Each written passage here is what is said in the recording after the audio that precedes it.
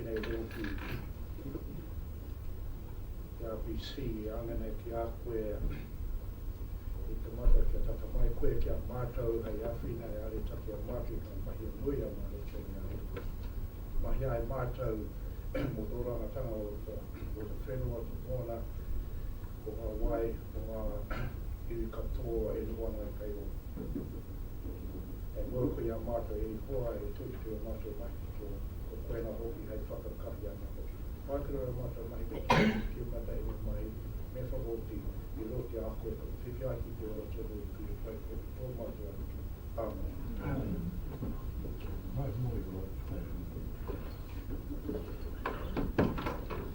Kia ora no tātou hui I tēnei ata, ka nui te kōpiti ki te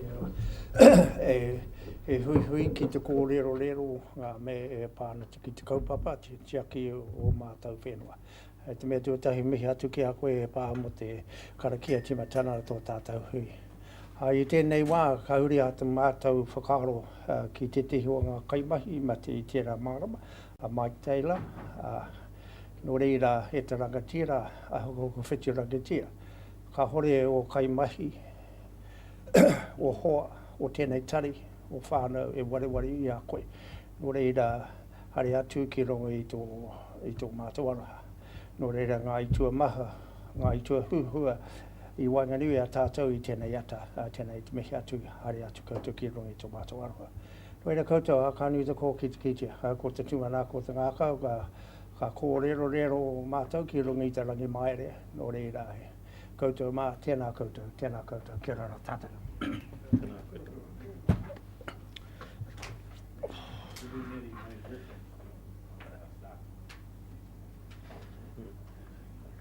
I kare.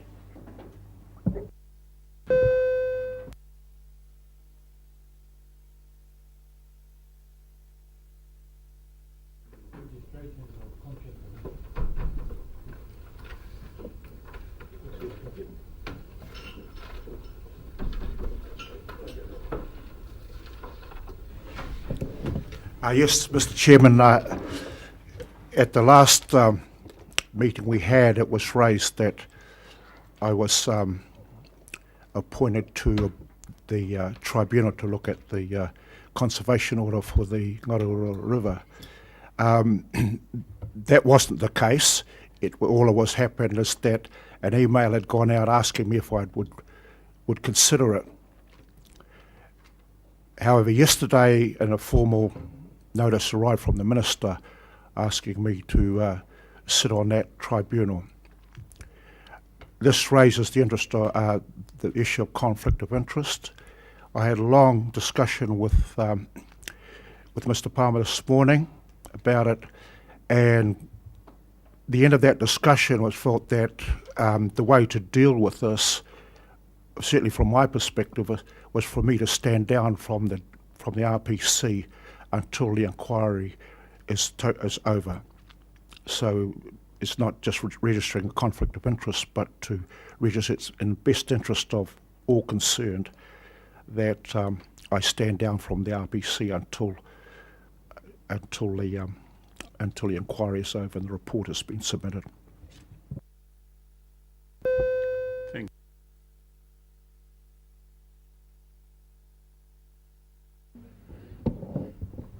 Mr. Chair, I think you're pressing the wrong button.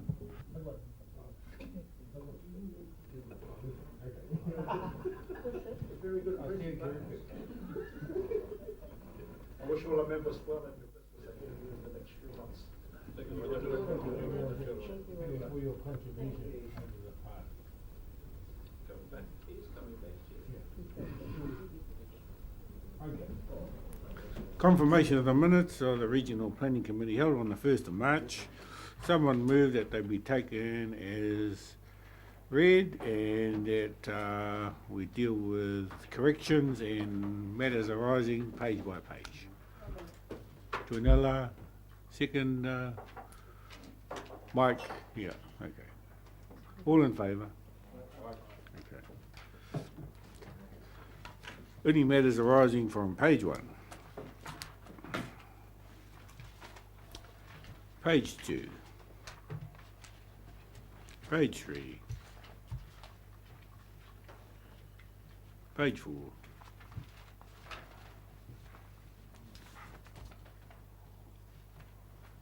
So, those same movers and seconders move that the minutes be confirmed. All in favour? Thank you. Follow-up items on the previous Regional Planning Committee meeting. Matters arising. Anyone want to raise something? Well, there is a section in there, and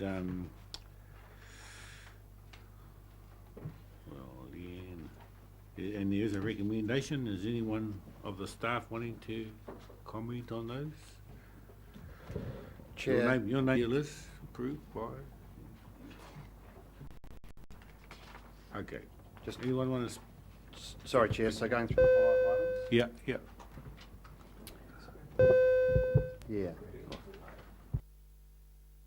Can I just clarify? Sorry, Chair. Are we on follow-up items or matters arising?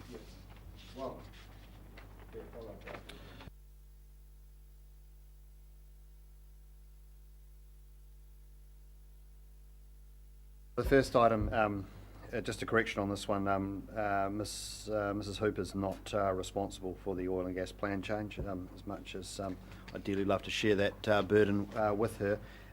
So we are just in the process of finalising the contract with an external provider for the plan change technical advice, and I think we're at a stage where I can advise the committee that Opus are the preferred providers. We've run a contestable process out in the market, and they brought the best proposal in terms of their competence and experience to advise the committee on oil and gas matters.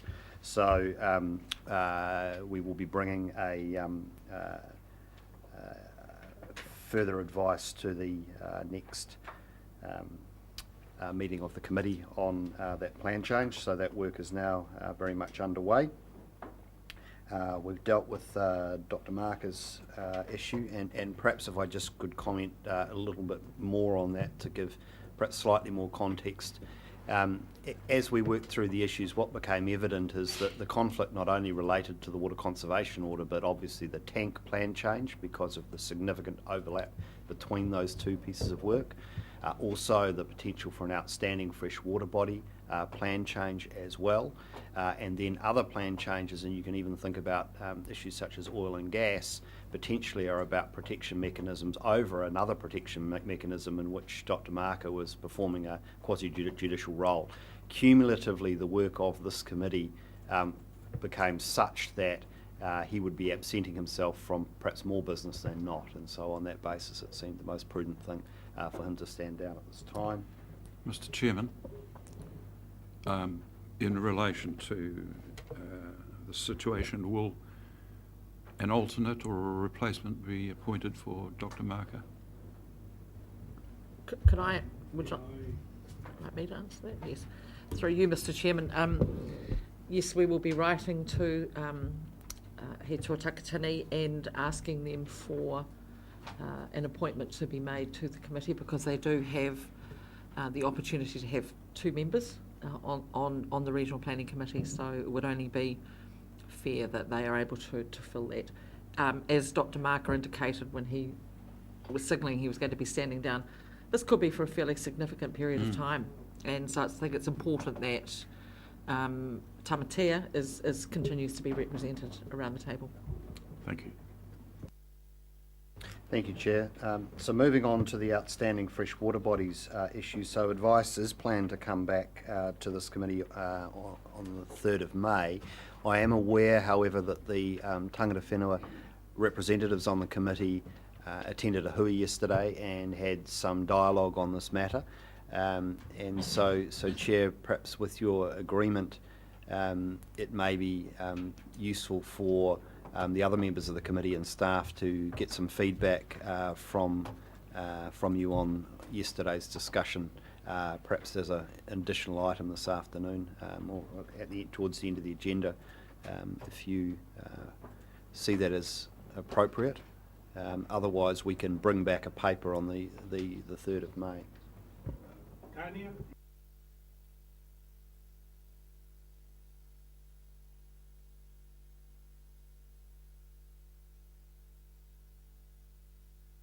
So, and I think it would be better and decided that it would be good for Koro and I, Vicky, Billy and Ricky to meet with the chair and co-chair of the RPC to talk about a way forward with that particular issue. So rather than preempt that discussion, I would rather that we delay it until then, can you one-on-one, and perhaps that will form part of the case that comes back in May. Thank you, Chair. So moving on to item 4, the legal issues with respect to a prohibition on GMOs. As I understand it, the Resource Legislation Amendment Bill negotiations between the government and the Māori Party has resulted in an agreement to limit the powers of the Minister for the Environment with respect to Section 360D of the Resource Management Act to precluding councils from regulating GMOs only with respect to medical uses of those GMOs, and that is being articulated in legislative changes before the House as we speak. We will provide some advice to the committee in the fullness of time when those provisions are clear. But I would just note that while that issue has been addressed, the more substantive legal issues that are subject to appeal at the Supreme and High Courts will continue, and that they are additional too. So the ongoing legal uncertainty around our ability as a council to regulate GMOs does remain somewhat, and we will advise the committee in due course of the progress of those court hearings. The Water Conservation Order, as we understand it, as Dr. Marker informed us this morning, letters were received yesterday by the tribunal for their formal appointment, so they have not yet met as a tribunal to start planning their own process. So we're still in a wait-and-see space on that, and our draft submission to the tribunal will remain draft until such time as submissions have been called. Given the statutory time frame for the receipt of those submissions, we've got every confidence that we will have the opportunity to come back to you at your next meeting or the meeting after, if that's how long it takes them to get established, to seek your direction on the finalisation of a submission prior to them beginning their work. And the final item from me with respect to the petroleum minerals block offer. So our submission was lodged, of course, as per the direction of this committee, and unfortunately our request to the Crown that our entire coastal marine area out to 12 nautical miles be excluded from the block offer was not agreed to. The Crown did have a 3 nautical mile exclusion zone from the coastal environment, but did not extend out. So they are in this block offer process going to be allocating space for oil and gas exploration within our coastal marine area. It remains to be seen whether there are successful tenders into that process that would then result in a negotiation around an exploration program. So just to be clear on that, there are 2 steps that need to be taken by oil companies, the first of which is they tender for some space. If they're allocated the space, they then have to put forward a program of works, an exploration program of works that will be approved. That process can take a year or 2, and therefore we have time, if you like, to continue on with our plan change process, which does include consideration of a prohibition of our entire coastal marine area. It may give rise to some legal issues with respect to the Crown allocating some space to some companies which may make some investments in acquiring blocks during the period. But I believe the Council has signalled to the industry quite clearly its intention to consider a plan change in this area, so in effect they are on notice. Mr. Chair, can I just ask James just briefly to give us some idea of the jurisdiction this council has up to that 12-mile limit in respect of those of any consent issues in regard to drilling. There will be consents required for undertaking the exploration activities in our coastal marine area. We have special conservation areas already designated within our coastal marine area, around 20 off the top of my head, that preclude oil and gas exploration. So we do have zones that are no-go zones, if you like. Those zones are typically within the 3 nautical mile area. So again, off the top of my head, I couldn't tell you how many are outside the 3 nautical miles, between 3 and 12. But there are other rules in the Regional Coastal Environment Plan that they will need to comply with, and so consents would need to be sought in the fullness of time. So even in the event that we don't successfully progress any prohibition in the coastal marine area, we will still have regulatory oversight, and certainly there are matters that we will bring back before this committee in relation to those consents.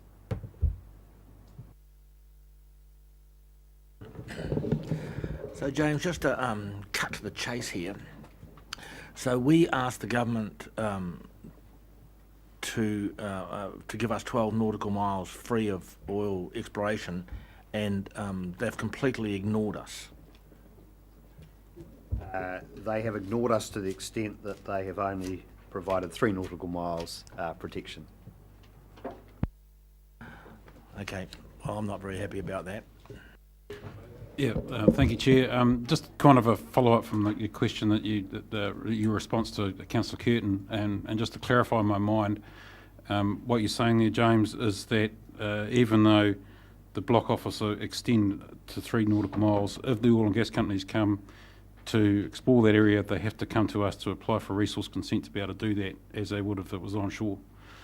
Certainly for exploratory drilling, for seismic surveying, if they intend to do more seismic surveying in advance, which is quite possible, then that, again off the top of my head, would be a permitted activity as long as they comply with the national regulations, which include things like exclusion zones for marine mammals and a marine mammal management plan and observer coverage and those things. So there are regulations around seismic activity, but to the best of my knowledge, it would be a permitted activity under the Regional Coastal Environment Plan. And I would note that there is seismic surveying not only done for oil and gas purposes, it's done for other purposes as well. There's recent exploration occurring around our tectonic activity out there for scientific purposes, etc. And yeah, they are not regulated as such under the plan.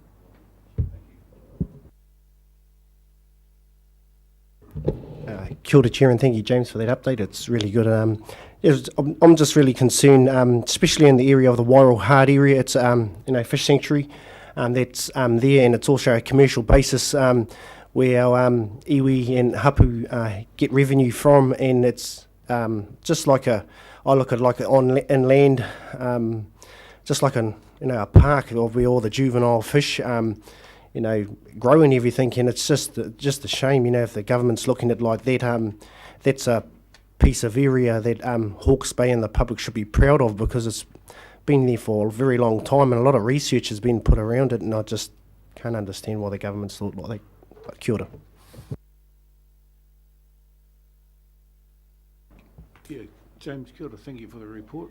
It's good. I was wondering whether or not, given the concerns raised around this table, whether or not someone can do a paper for us regarding what we might possibly be able to do to influence a wider exclusion.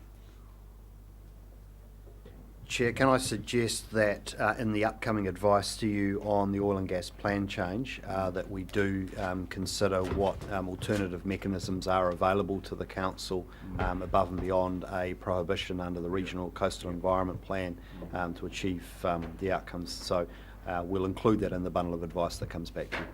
Yeah, thank you. Any other comments, questions? Just an observation on that. If we were going to take on such an issue, it seemed to me that the Hawke's Bay Regional Council taking on the government by itself is a pretty unequal arm wrestle. And if it was a serious challenge to say that we want to push back the government's ability to offer block office to such an extent, we'd need to have, in my view, at least the other councils, regional councils on board as well. So if we're going to propose such a things for ourselves, I think we should widen it to see if other councils are likewise, so it then becomes a showdown between central government and the regional councils on behalf of their communities. If you're going to have an arm wrestle, that's where I'd prefer to be. You being a man of wide influence, do you lead that charge with us?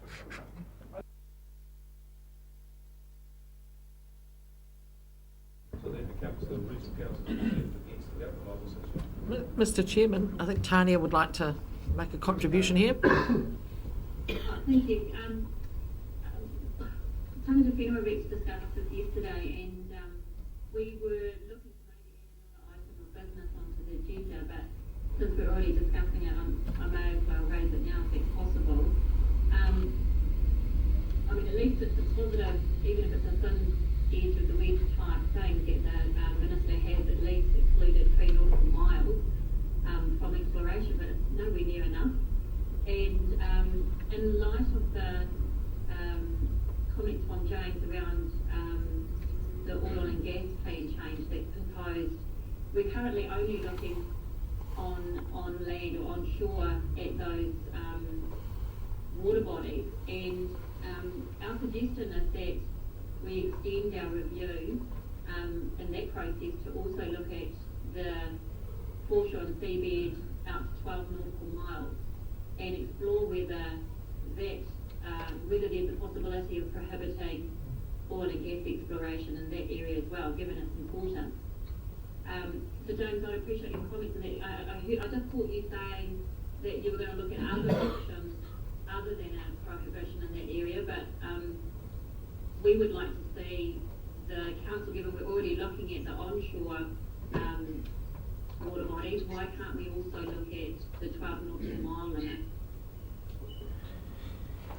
Chair, so we may have been less than clear about this in terms of what staff understand as the direction from the previous council discussion on this. So we had already included a prohibition on the entire coastal marine area as part of the package of advice, and that was on the basis that your submission to New Zealand Petroleum Minerals on the block offer was to exclude the entire coastal marine area up to 12 nautical miles. So we had taken that as a statement from the committee of unwillingness to have oil and gas exploration in the coastal marine area. So what we're bringing back to you is a 3-part piece of advice, the first of which is the practicalities, legal ability and issues associated with a prohibition in surface water bodies and aquifers. Secondly is around recharge zones for aquifers, which is arguably a broader and more difficult and harder to justify prohibition than simply the water bodies themselves. And then the third piece of advice is on the coastal marine areas. So that is coming forward. So my comment about alternatives was simply to say that if a prohibition under the Regional Coastal Environment Plan is not viable, what other mechanisms might be available? And it is a requirement under the Resource Management Act when imposing a prohibition that you do look at all alternatives available to you as part of good process. So that will be part of the advice.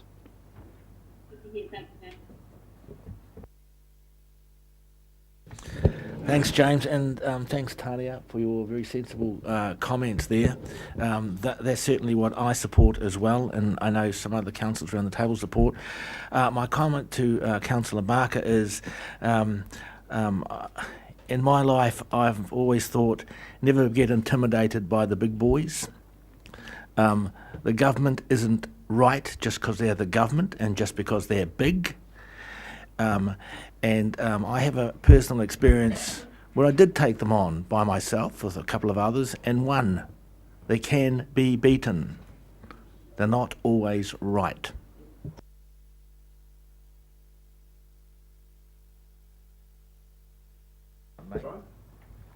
Is that when you went to jail? It's when they wanted to put me into jail. So, Just that if you make things either easy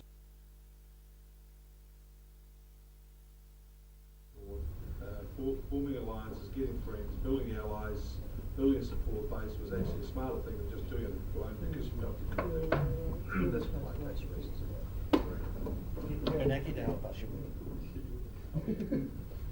No, I would have thought Western Bay, Bay of Plenty Regional Council would be very happy to join. I thought Northland would be very happy to join. I thought there was a whole pile of others who were really happy about this. The allies are lying there, just have to go and ask them. We'll leave them on the sidelines, we'll leave them on the sidelines. I think Councillor Barker, your strategy is a good one. There's a lot of concern out there in the community these days, and it's not just that part of it. It's like our fisheries under threat, and I'm sitting here as part of the Treaty Settlement Group, and one of the specific things in the Treaty of Waitangi was the protection of our fisheries. And you can stand out there all day and not catch a fish these days, so something's going on in terms of the whole environmental aspect. We don't need oil and gas to add to it. Yeah, so I would assume James would take your comments into consideration as he would Rex's.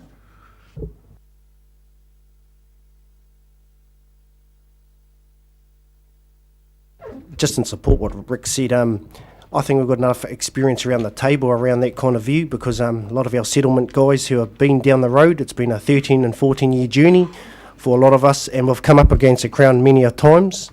They wouldn't give us a settlement claim in an act if we didn't win, but we can share that experience around the table, how we've worked with our knowledge and the treaty principles, and working with other councils is a key, because we have a lot of networks and different councils that share the same value. And I think with the RPC set up here and some of the biggest settlements in New Zealand sit around this table, I think we've got a good team working here.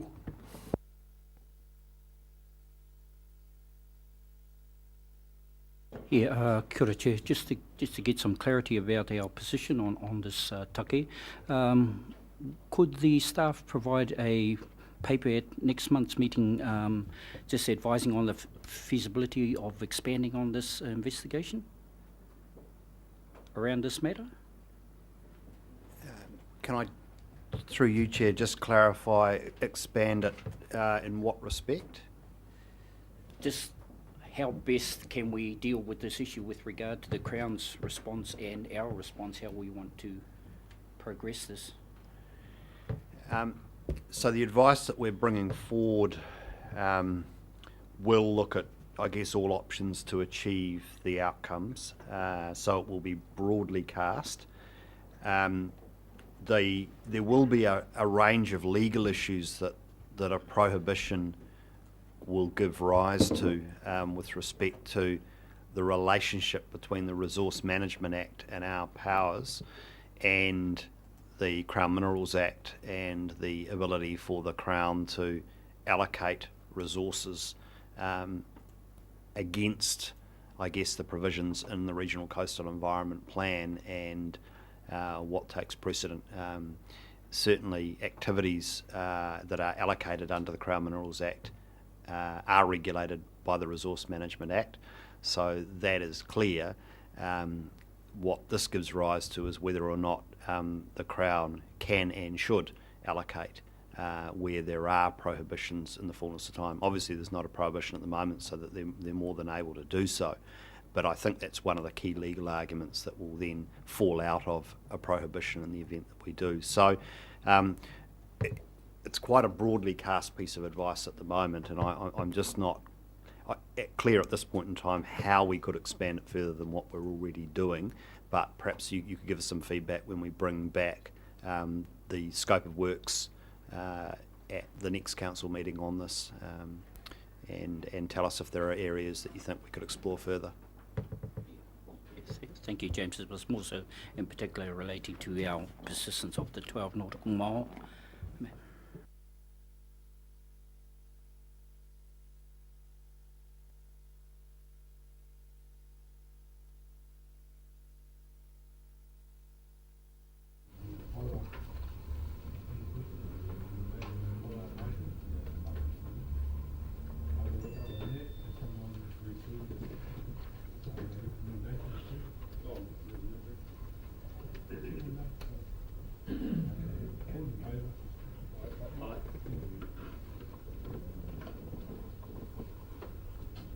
Items of business not on the agenda. Chair, I'd like to give a quick update on where the council sits at Lake Tutera. Yeah, the Lake Tutera workshop, yeah. The Fish and Game EDS Environment Court decision. EDS, Environmental Defense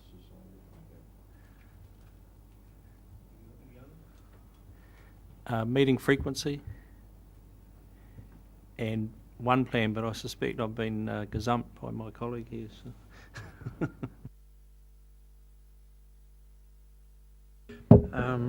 The selection of the new CUE and Whangawehi Community Day.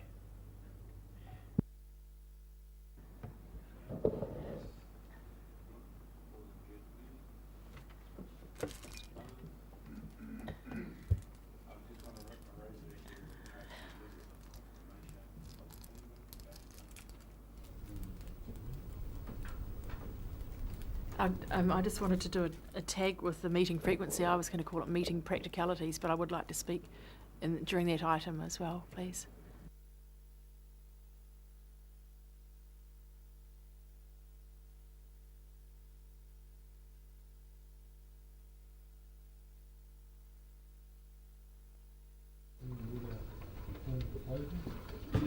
Thank you, Chair. I'd like to invite our Senior Planner, Marianne Baker, who has been the principal author of this paper, to speak to it.